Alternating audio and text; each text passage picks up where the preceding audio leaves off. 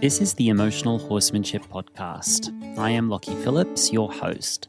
Emotional Horsemanship coaches deeply caring horse people to train emotionally balanced horses with science, empathy, and feel.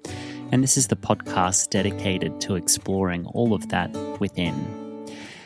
We try to innovate horse training that puts the horse first. Season 2 of this podcast brings us solo episodes, special guests, and small groups of guests as we discuss horses, horse training, the equestrian industry, and the big, beautiful ideas that horses inspire in us always. Hello, everyone. I hope you're doing really well wherever you're listening to this podcast.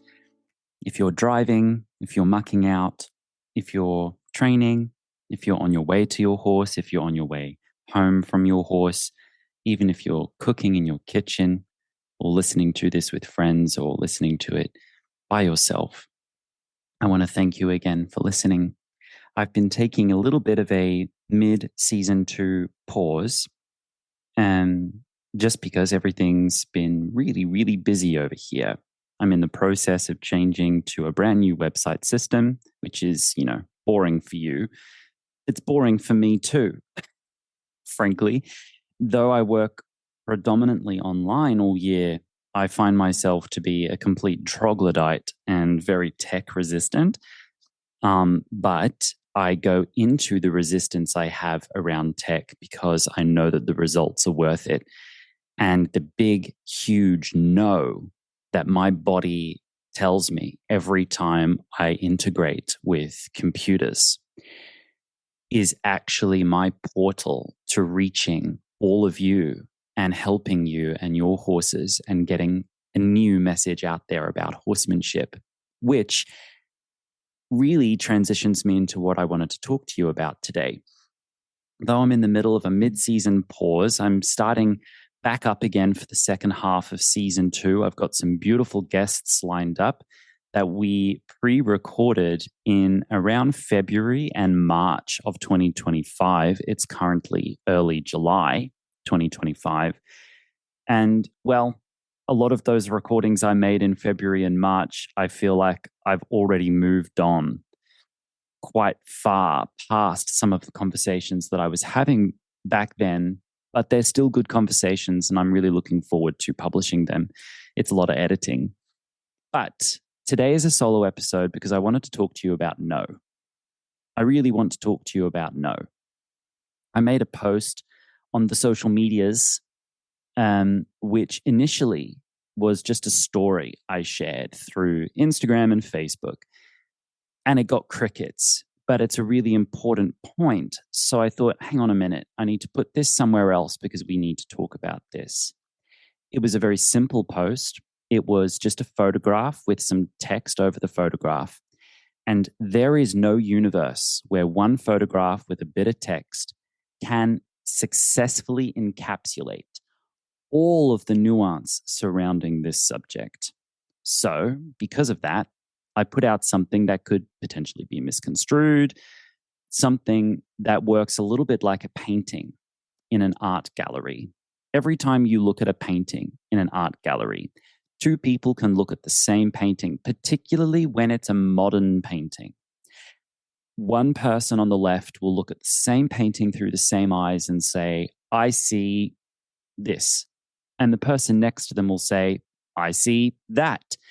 Both of them are correct because the painting is not here to speak about realism, especially when it's modern. The painting is here to generate the thinking and the feeling of the person who engages with it. One of the primary differences between, let's say, classical art and modern art is that classical art is here for everyone to agree upon.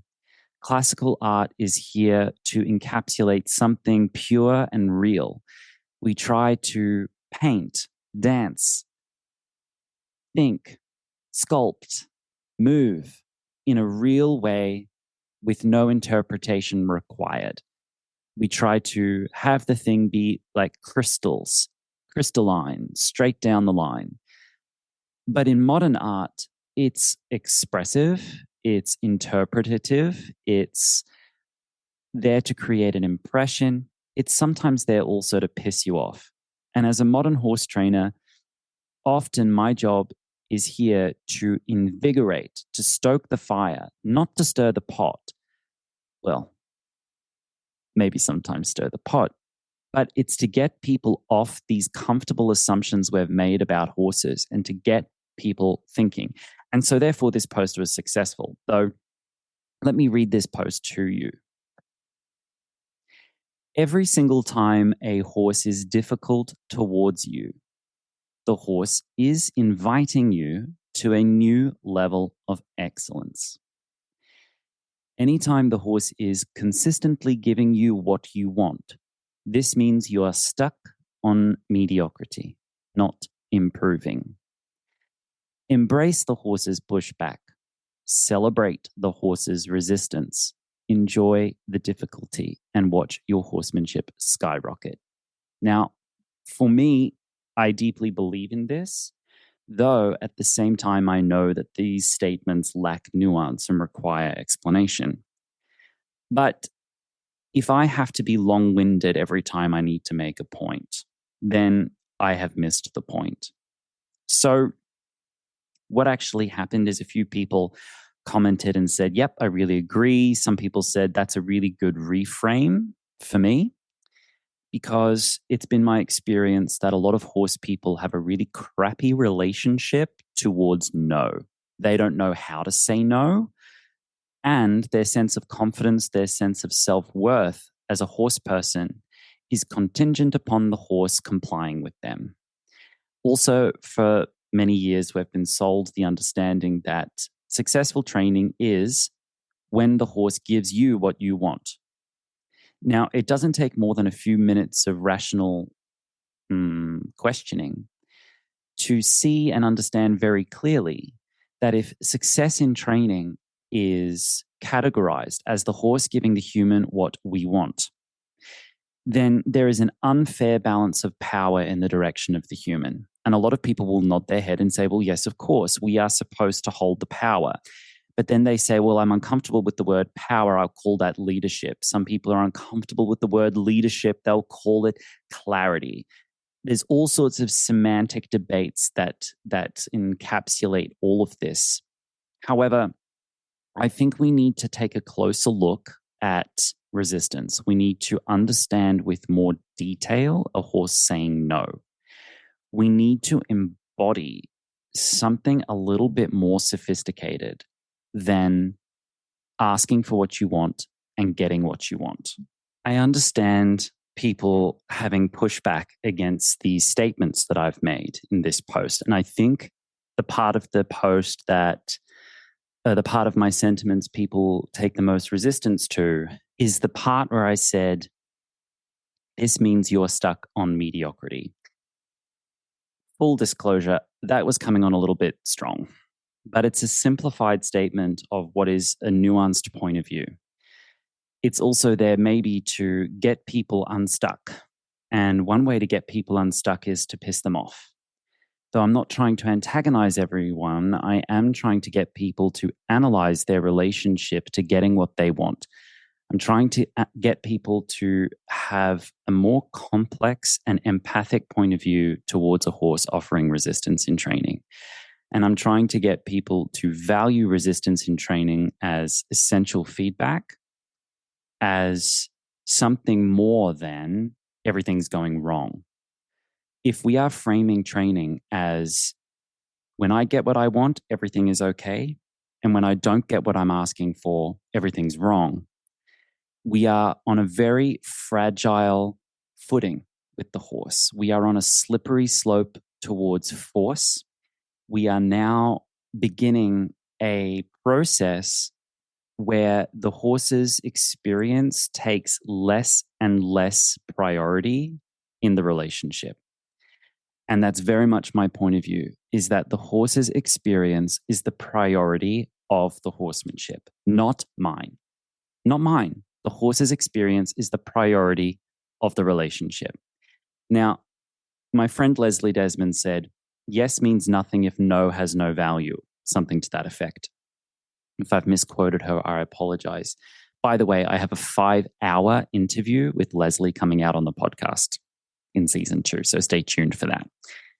And I think we all nod our heads and say, yes, that sounds really profound. That sounds really good. But when we're actually standing in front of a horse or having a horse in between our legs and the horse is resisting us, I think our experience is not so good about that. A lot of us don't know what to do when the horse is divergent from our questions. A lot of people spiral when the horse doesn't comply.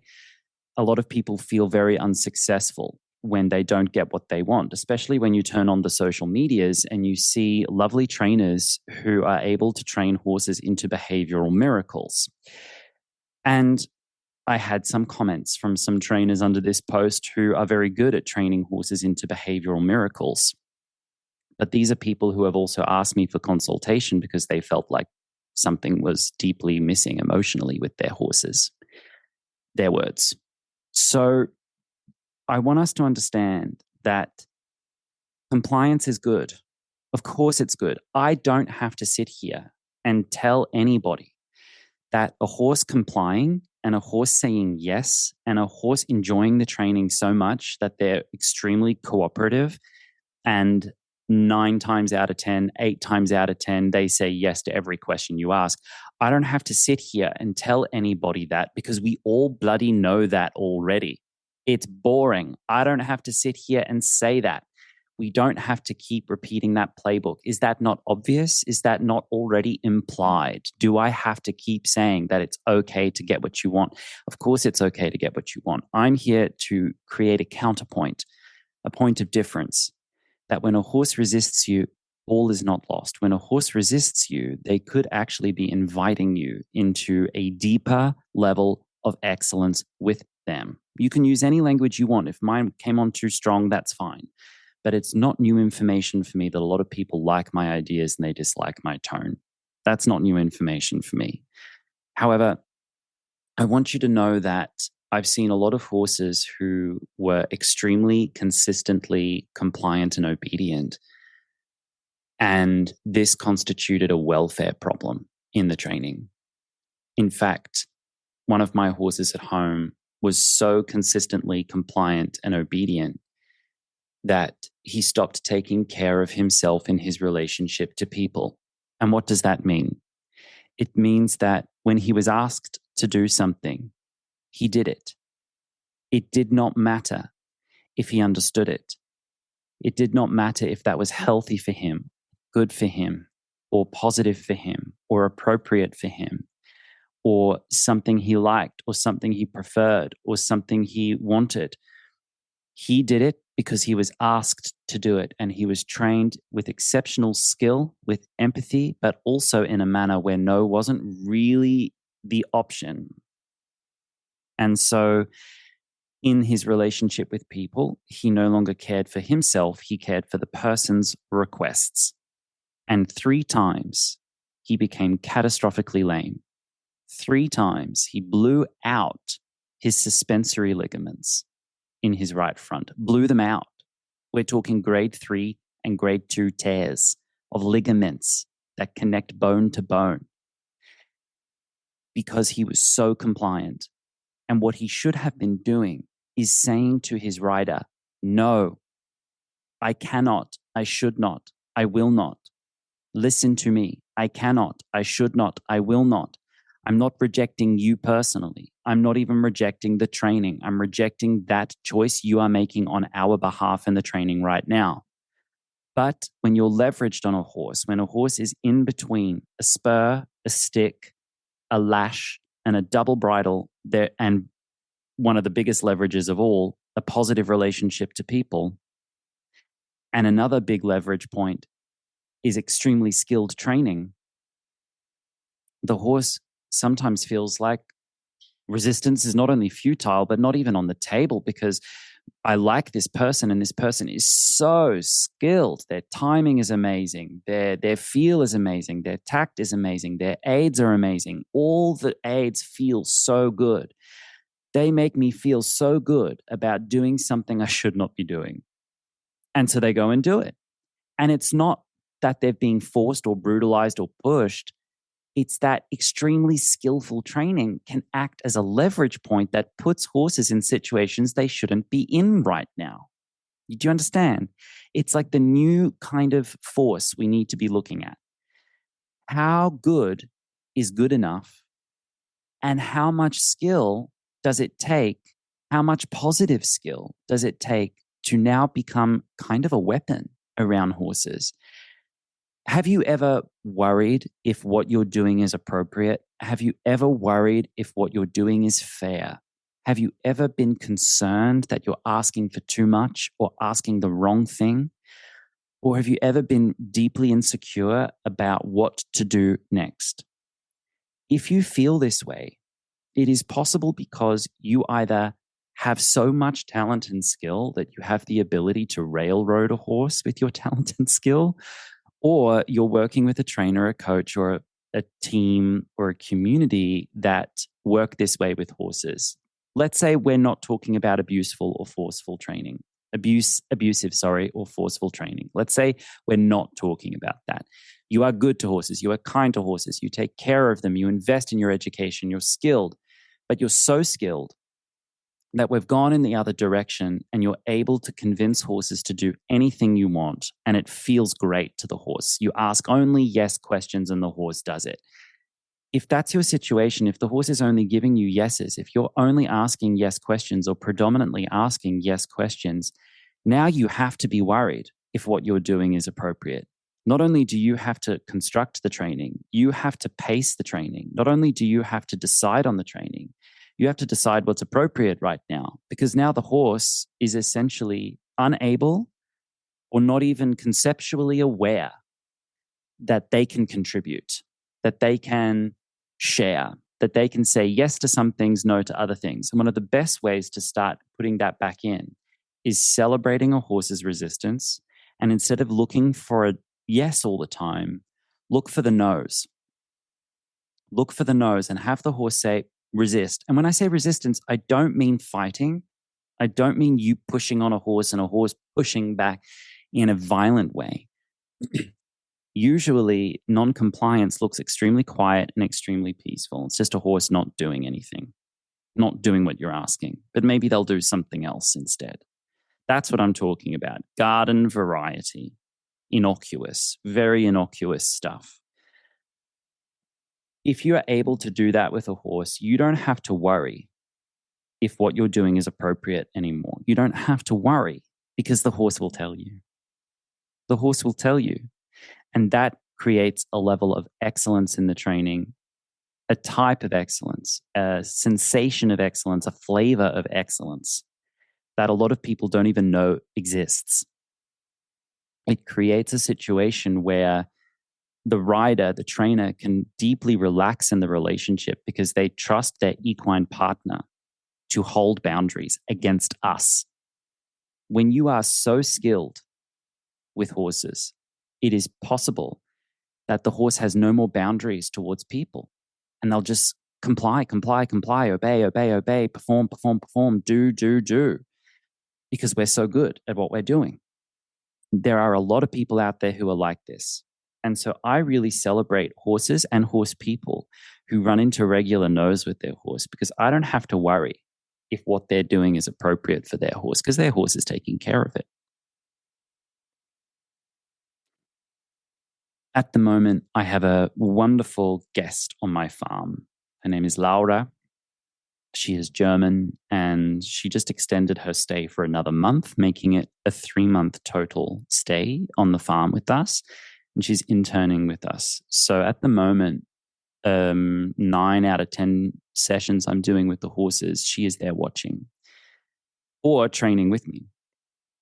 And coming back from the world tour, the horses were very much at the beginning again. So she's really seeing a progression from the start. I had a training with one of my horses where I sat on him.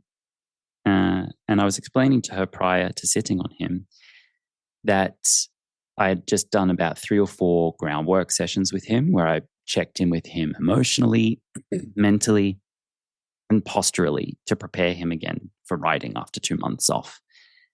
And I felt like I had gone through a checklist, but the checklist wasn't fully consolidated and he wasn't yet fully strong enough for, consistent riding.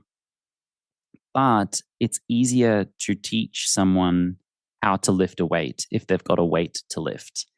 It's easier and more efficient to build strength in a muscle if you've got resistance for those muscles. And so when you're teaching a horse how to carry a rider, the only way they can they can learn how to carry a rider is if they're being ridden. You can do postural work that prepares them so that when they do carry the weight, they carry it well.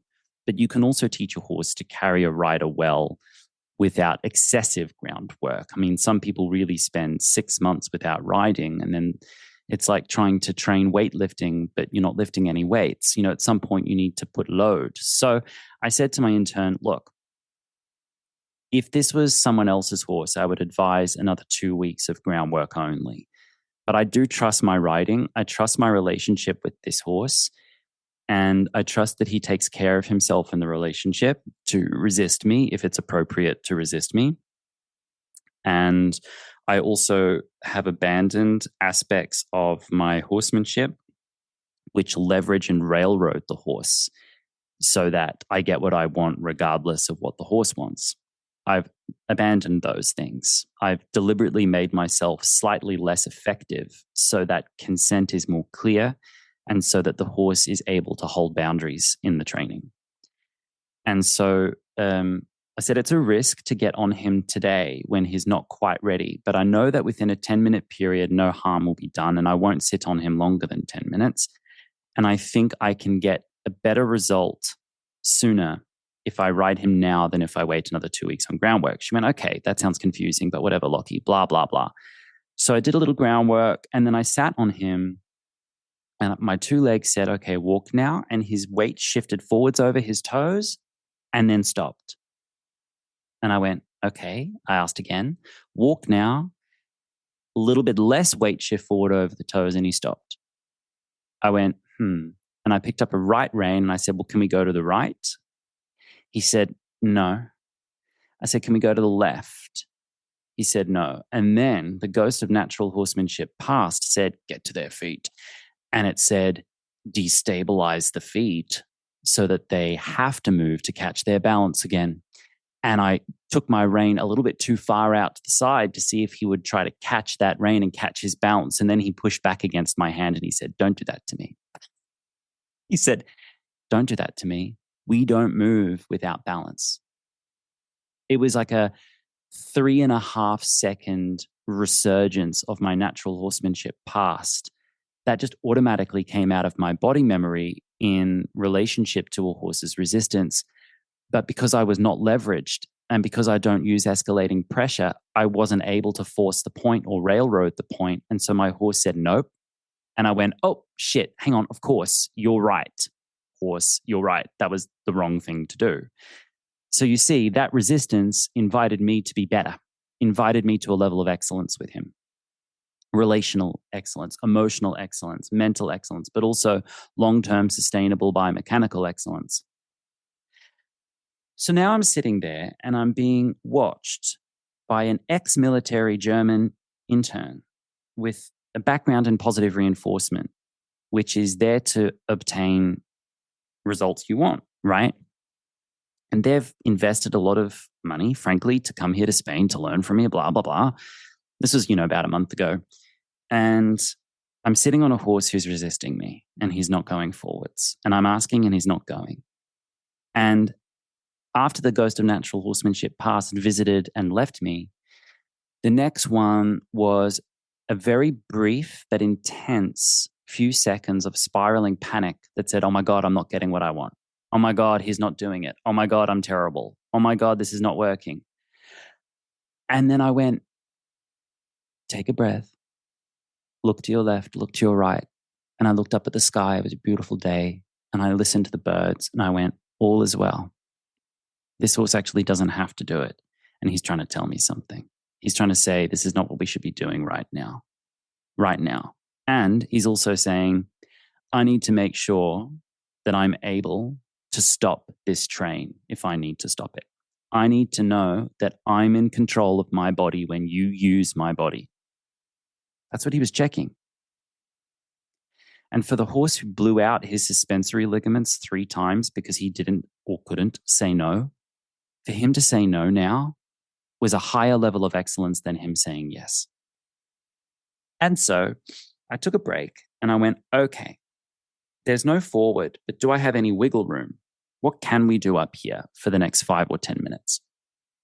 What can we do up here? So I picked up a rein again, but it was a rein just asking for response, a resensitizing rein. If you're one of my students, you know what I mean. And I picked up the right rein to resensitize it, and it felt like I had a concrete anchor on the other end of the rein. And I went, that would be a good enough reason not to go forward. Because if he feels like concrete on the reins, standing still, what on earth is happening in his body to the reins when he goes forward? So I thought, yeah, good. Okay. So I said, let's see if we can soften this response to the rein. So I'd pick up the rein, and when his ear would just flick onto the rein, I'd release. And then I brought out food rewards for about 2 minutes. Any response he gave me to the rein, and he gave me not the same response twice, didn't give me the same response twice, I rewarded it. A little slice of carrot that I bit off in my mouth and then handed to him for 2 minutes only. And then immediately I phased it out just to let him know, hey, dude, I'm not upset and I'm not spiraling, and I'm going to reward you for where you are right now. And I'm going to let you know that any response at all, even small, is something I love. And I'm going to use carrot to make that exceptionally clear for the next 2 minutes. And then I don't need to belabor that anymore. You'll get it. Powerful solution for a powerful problem, but then I don't need to jackhammer him for the rest of the session, right?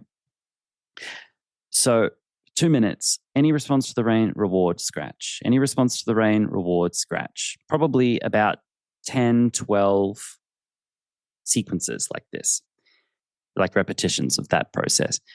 And then I paused again. And then I picked up the rein, this time without the intention to reward with food. And then at the same time, I put on the same leg on the same side of that rein just to see, okay, let's talk to the rib and the shoulder on the same side of this rein.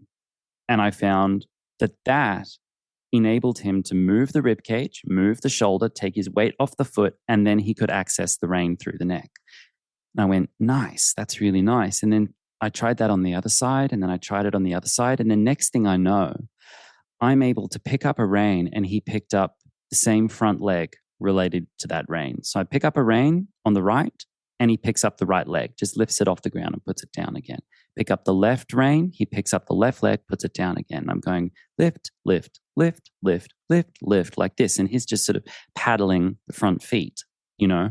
And every now and then he's taking shifts over his hindquarters. So it looked like he was attempting to back up. I wasn't asking for backup. He was just kind of readjusting and compensating, trending to the hindquarters, which is appropriate if you want to lighten the forehand. The horse has to shift over the hindquarters.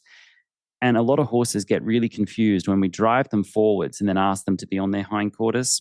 It's kind of like two opposite concepts for their movement. And to combine that's really tricky. That's what dressage is all about. And so it made sense to him that before he goes forwards, he wants to really be present over and back over his haunches and his hocks. So he starts building presence over his hocks and then lightening the forehand. And I'm sitting up there having a great old time. I'm just like working on it, like just wiggling. We're just wiggling up there. It was lovely.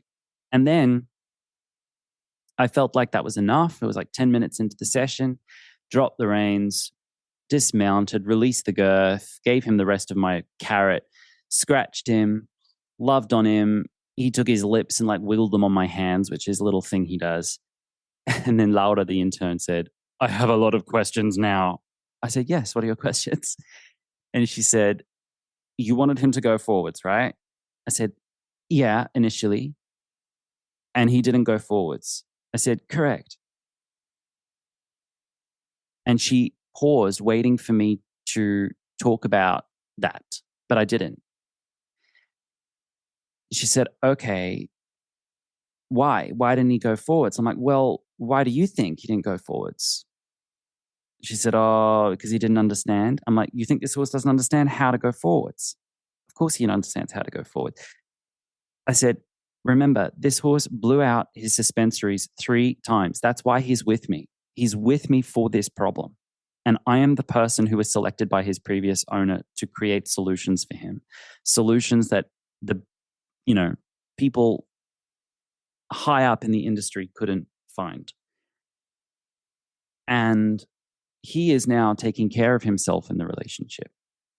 She said, yeah, but you wanted him to go forwards and he didn't. And you're reinforcing him for resisting you. I'm like, no, because it doesn't matter what I want. It matters what the horse wants, what the horse needs. What does he want? What does he need? I'm not thinking about my selfish desires. I'm thinking about the horse. What does he want? What does he need? Today, this is what he wanted and needed. I said to you that it was risky getting on him so soon. I said to you that I wasn't sure that he would be ready. And he said, I'm actually not ready. But we went up there and we had something productive anyway. She said, okay, but then you were asking him to back up. I said, no, I wasn't asking him to back up. She said, then what were you asking? I said, I was asking him to be available to the reins. And she looked at me like file not found. I said, I'm picking up a rein and I want him to be soft and light on that rein. And initially he wasn't. So then my job quickly pivoted from a regular ride into teaching him again how to be soft on the reins. And with his diagnosis of stenosis, that's essential. She went, okay. But she said, sometimes he was backing up. I said, yes, he's backing up as a way to arrange his body like a Rubik's Cube so that he could be available for the reins. He was getting more over his hindquarters so he could be available for the reins. He was getting off his forehand so that he could be light to the reins. I wasn't asking for a backup, but that was his solution to find a way to collaborate on my question. She went, I said, isn't that more complex than a horse saying yes or no? Right? There's a percentage of yes, but there's a percentage of no in his answer. His answer is, no, I'm not going to stand still square and lift the leg off the ground. In order to give you something like what you're asking for, I have to say no to part of your question, and I have to say yes to my own idea. And my idea is to shift my weight backwards so that I can give you this. So it's a trade. It's a collaboration. There's percentages of power that he holds and I hold now. And there we are. And she went, oh, okay. I said, look, it's not important that he goes forwards today because I'm thinking about next week, next month, next year of his sustainable performance with me. And I said, give us time because you will soon see him move. And I've been in this place with him before and gotten out of this place before. I knew what this was. I've navigated it before.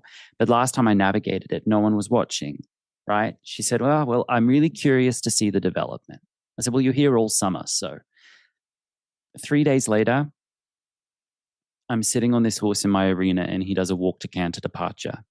3 days later, I'm sitting in this horse in the arena. I say, can you do shoulder in? He says, yes. Can you do half pass? Yes. Can you do haunches in? Yes. Can you go all the way down the midline, stop, change reins within a single stride, stop, change reins within a single stride, and go any direction I'm pointing your nose in? He says, yes. And then I said, can you go over the poles? He says, no, that's where I stopped today. I said, okay. And I got off. Another 3 days later, he had fully recovered all aspects of his riding I had just before I went on my tour. And my intern was standing there going, okay, Lockie, you have my attention now. I said, what did he look like 6 days ago? Nothing. And now there's something. And, the ride I had where he recovered back everything, prior to that ride, I was tacking him in the arena at Liberty. And, a week prior when I was tacking him, he was kind of fidgety and moving around a lot, not really present. And then after a week of work, he was standing peaceful and quiet and at liberty, totally free in the arena while I tacked him for the ride. And Laura said, wow, he's being really patient and present while you tack him. And I leant underneath his huge neck and I looked at her and I said, I think he would say the same thing about me. Referencing the session that she was deeply doubtful of, where I sit on my horse and he gives me nothing. And I said, it's about patience. And she goes, yeah, sounds nice storyline, right? And then a few days later, when the patience was now going in my direction, we value that. but we don't value patience when it goes in the horse's direction, right? So I made my point with her. And so this post I made on Facebook this week was actually a photograph of this horse. And the strong statements I put into this without much nuance was the tip of the iceberg of this entire experience I've just been describing to you. And if I do one thing wrong on a regular basis, it's that I don't even begin to scratch the surface of the nuance that I experience with my horses on a daily basis. And I'm not successful at always describing every aspect of that nuance to my community. Often I'll give you a summary of a summary of a summary of that experience because, well, many times in my life, I've attempted to go into that nuance and people look at me with their eyes crossed, start to sigh, and then say, I'm tired now. And then they all go need to have a nap. And then they fall off my online courses and never pick them up again. Because they're like, that feels like a lot of work, a lot of effort. I'm like, yeah, it is a lot of effort. But I always put that in. That's always how I'm putting it in. So in summary, I want people to analyze their relationship to a horse's resistance and learn how to value that. In my opinion, any horse person can be happy when you ask the horse to do something and they do it. Anyone can pick up a stick, a clicker, or talk to the right behaviorist who's really, really talented and a good teacher and can learn how to get what they want from a horse. Anyone can do that. But in my opinion, my favorite horse people are the horse people who are exceptional when the horse is resistant, who are patient when the horse is divergent, who celebrate when the horse gives their own ideas and has their own mind. They are my favorite horse people, the ones who are able to create a success out of non-obedience and minimal compliance. They're my favorite horse people. And I really think if we as a community can learn how to value that in simple ways, in complex ways, in technical ways, then all of us would be happier, more peaceful, and less neurotic about our horses. Because can you see how fragile it is if your confidence is based upon your horse's compliance? That is fragile because the minute the horse is non-compliant, you have no confidence now. We have to attach our sense of self-worth to something higher, something more sustainable, something a little deeper than the horse doing what we ask them to do. And have an unusual, for the industry, unusual response to a horse saying no. And that is to say, okay, well, let's find wiggle room. If you were to watch a regular training of mine any day of the week, you will see horses who are very, very cooperative. Because I don't have to sit here and tell anyone that cooperation is positive. I don't have to sit here and tell anyone how important compliance is in relationship to others, how important acceptance, how important saying yes, how important acquiescence is, how important cooperation is in the positive sense in relationship. I don't have to sit here and tell anybody that. We all know that already. And so when you do look at my training, when you do look at emotional horsemanship, it is a lot of horses doing what we ask. That is predominantly what we see. But I think it's asinine and tired and played out to talk about that over and over again. Ask only yes questions. I think that's asinine. That's my opinion. You can hate me for that opinion. Because of course it is. Of course it's good to ask yes questions. Of course it is. It's obvious. And you know, if you do this to a horse, you're going to do it to people as well. And you'll do it to yourself. If your confidence, if your connection, if your relationships are contingent, reliant, and connected through compliance only, you actually have a fragile relationship to these people. For example, I have some colleagues out there who say that they respect me, who say I'm a colleague, they say I'm a friend, they say they respect my work. And let me say this really clearly because I don't want to misspeak. They say that. And I say, thank you. I'm glad to hear that you say you respect my work. I'm really grateful for your support. And I like and respect you too. And in the past, these people, some of them, the minute I say something they don't agree with, I'm now the enemy. You see, because their connection to me, their respect for me as a trainer, as a professional, is contingent upon me repeating something they already agree with, like, and understand.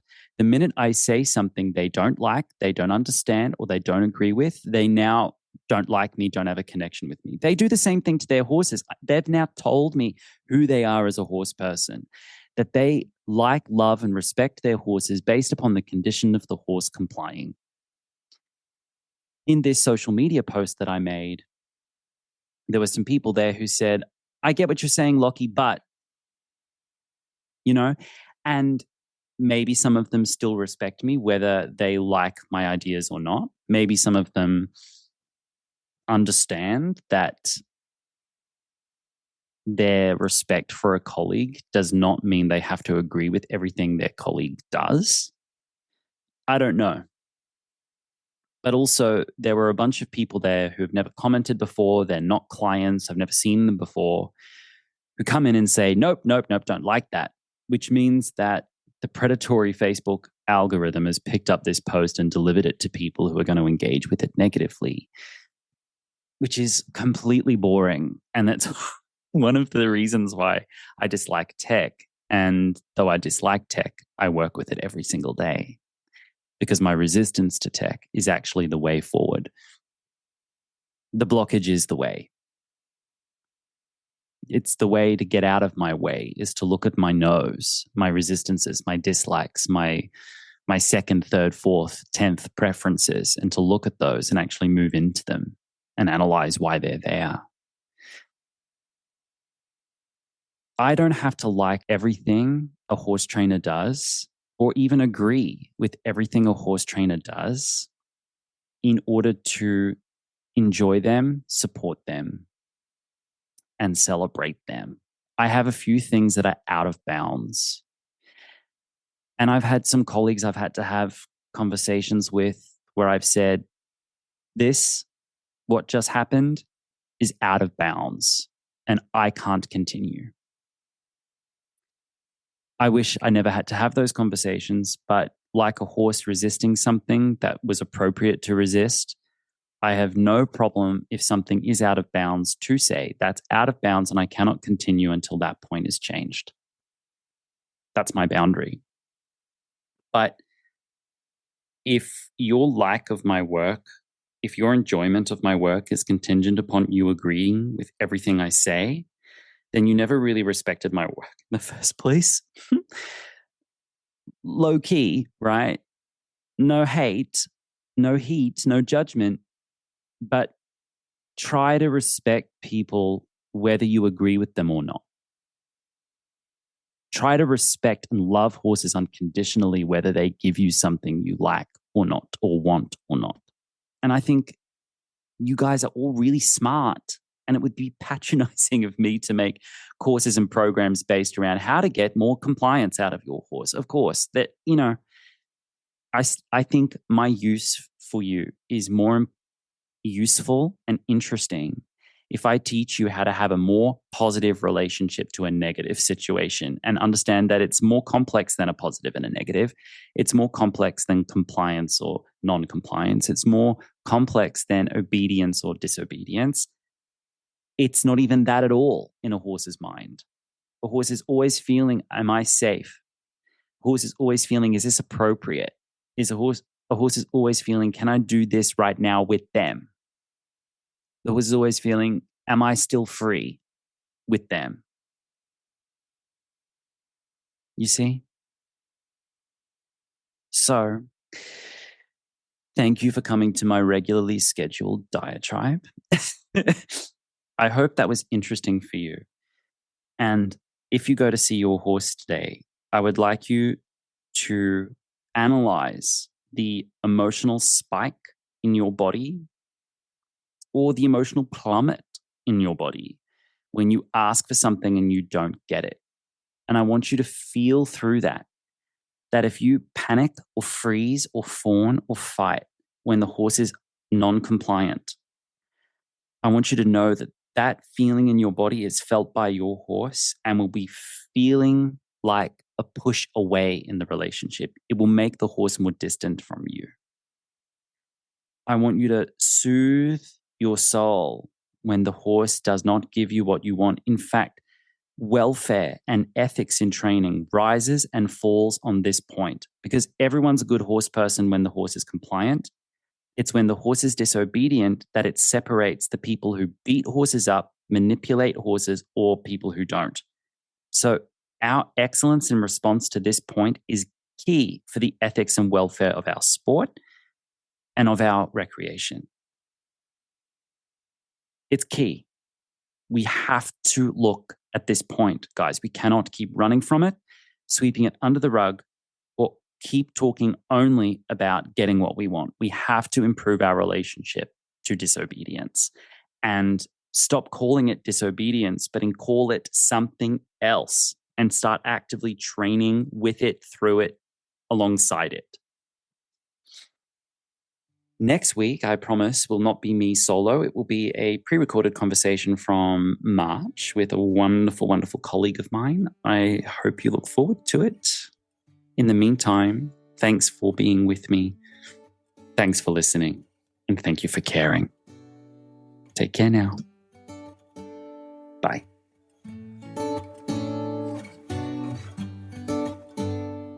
You've been listening to the Emotional Horsemanship podcast. I am Lockie Phillips, and that has been a discussion around improving our relationship to a horse who tells us no.